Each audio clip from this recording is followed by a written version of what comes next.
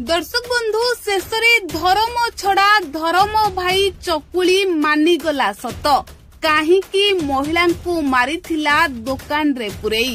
दर्शक बंधु चकुली जहाको महिला धर्म भाई करिथिले हेले चकुली किंतु महिला को भाबु नथिला धर्म भौणी।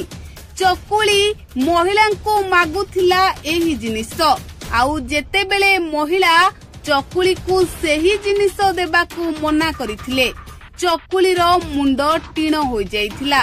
दर्शक बंधु चकुली रागरे भाई भौणीर संपर्क को भूली जाइथिला आउ भौणी को चकुली चिकेन बिकुथिबा दुकान भितरे पुरेई एमिति करिला भौणीर जीवन चलीगला।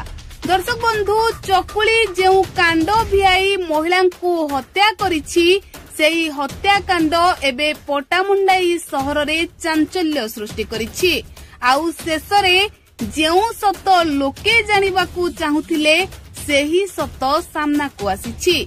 चकुली पुलिस आगरे भयरे सबु सत मानि जाइछि आउ गोटी गोटी करी पुलिस आगरे कहिछि से महिला को काहींकि हत्या करिथिला।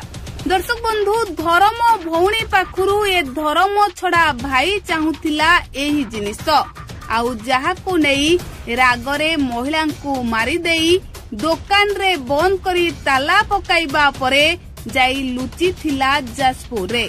पटामुंडे रे हत्या करी जाजपुर रे लुचि थिला एही धर्म छड़ा चकुली भाई आउ जहाकू खोजी खोजी पुलिस एबे गिरफ करिछि।